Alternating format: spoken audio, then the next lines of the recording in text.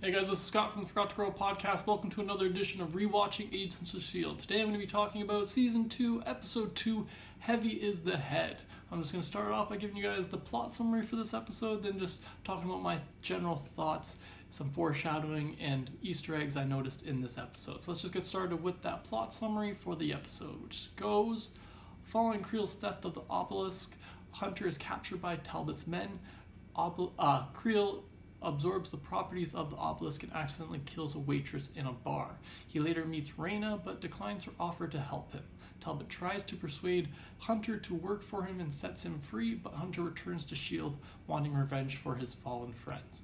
Agent Fitz and the mechanic Agent Mac are able to build a weapon that can incapacitate Creel. As the team observes Creel making a deal with Whitehall's second-in-command, Hunter disarms the other agents and tries to kill Creel himself. However, Creel easily defeats him, but just as he's about to kill Hunter, Coulson incapacitates Creel with the new weapon. Coulson later asks Hunter to stay and help S.h.i.e.L.D., and then tells Talbot that he's wasting his time tracking S.h.i.e.L.D. and turns Creel over to Talbot.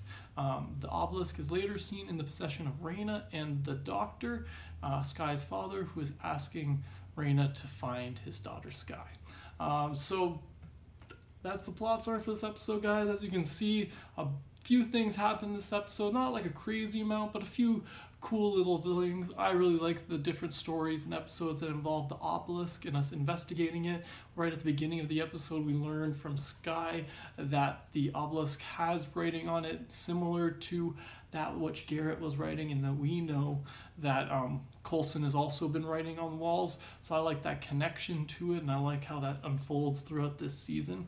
I like that mystery. It's always a fresh mystery to me. I always kind of forget the little details or how the puzzle fits exactly together. I kind of know, I know what the puzzle exactly looks at the end, right? Like I know where the season ends for the most part, but I don't remember exactly how it all went together to make that, which is why I love rewatching these episodes and just rediscovering it on my own. But a few other things that I liked about this episode, we got the Hunter and Talbot making a deal.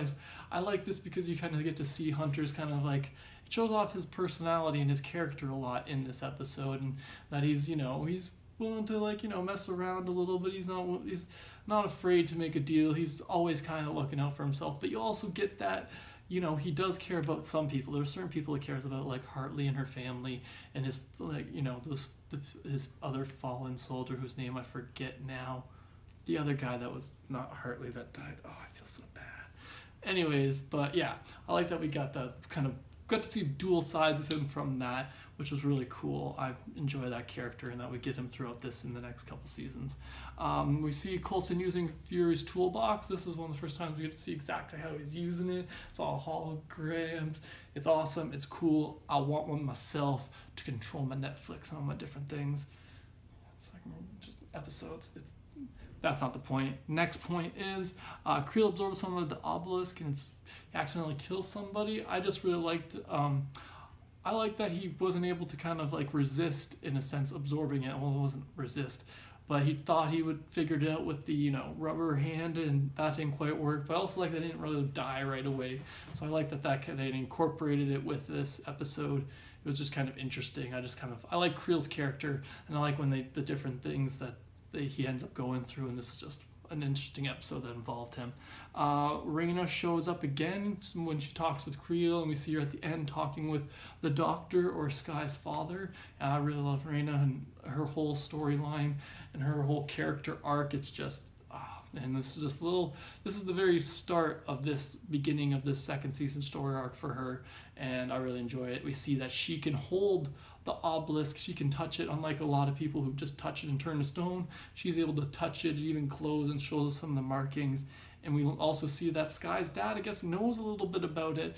Again, this is part of that thing that for those of us who've already watched it, we know how it unfolds. I don't exactly remember. I know, like I said, I remember how the puzzle at the end looks.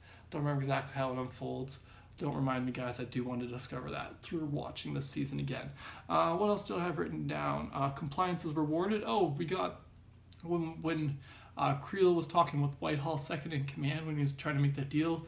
The second-in-command tries to use the compliance will be rewarded. The training, the Hydra training that we've seen used throughout S.H.I.E.L.D. and it was also in the Winter Soldier. So I really like that connection that we get, that we see that Creole wasn't just doing this because he was, some, Hydra believer. He was doing this because he's been, converted into it. So I really like that we get that little seed of that in this episode, because we learned throughout this series over the few seasons that eventually we get to know that he wasn't all that bad. He was just kind of under Hydra's control.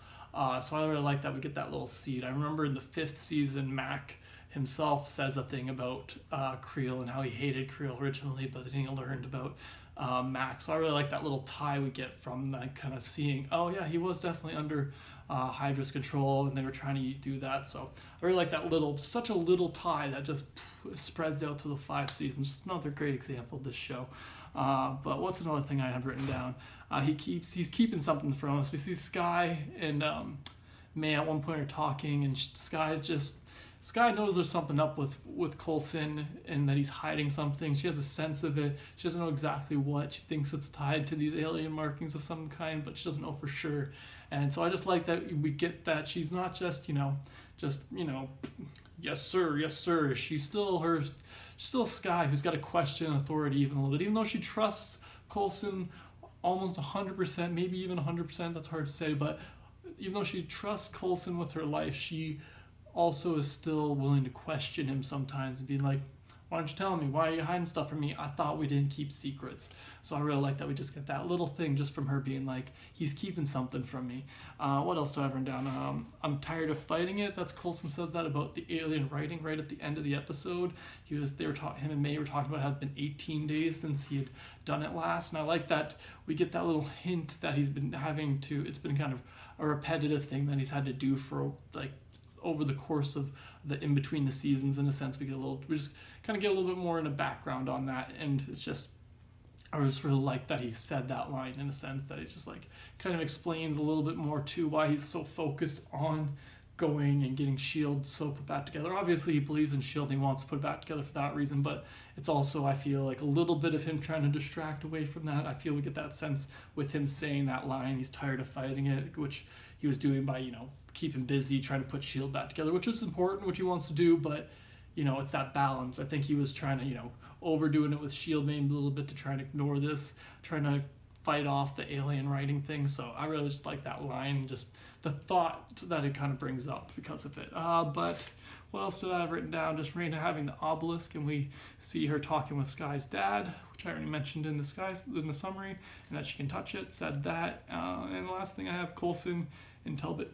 Oh, I'm sorry, guys. Coulson and Talbot meet, and we see the bus now has its cloaking ability.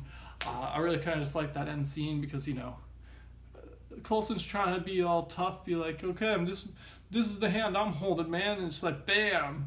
But that's also all they have. He's like, this is the tip of the iceberg. And it's kind of like, well, is it Coulson? You only got one ship right now. And I know he's getting it all put back together, but I just really kind of like that as a kind of like, yo, back off. But please don't call us on our bluff a little bit because we might not be able to handle it. But so yeah, I just like how that scene play out. I always like the dynamic between Coulson and Talbot's characters. It's just always kind of a fun little like friendly rivalry sometimes. Well, not like rivalry, but like a sparring friendship in a sense, because they're not like best friends, but they are like over this course of the show they do kind of start to build a kind of a friendship a little bit, even though there's always that tension of them being not different sides, but sometimes not always on the same side of certain issues. In this case, the status of S.H.I.E.L.D. Yeah, but anyways, guys, that's the last note I had down, which brings me to the end of this rewatching Agents of S.H.I.E.L.D. But be sure to let me know in the comments below if there's anything I missed, if there's anything you particularly liked about this episode, if there's anything you didn't like, in the comments below. Thanks again for joining me today, guys, and have a good one.